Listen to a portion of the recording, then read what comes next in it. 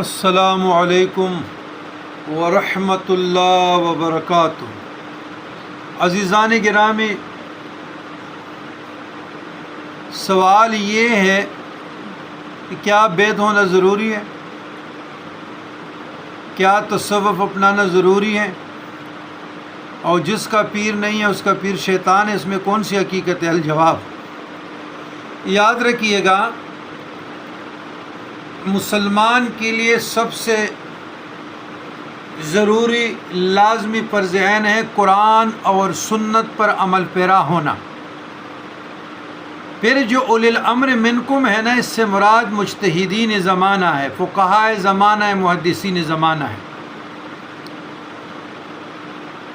اب آپ لوگوں کو میں ایک مثال دیتا ہوں کہ جس کا پیر نہیں اس کا پیر اس میں کوئی حقیقت نہیں ہے، من گڑت باتیں ہیں۔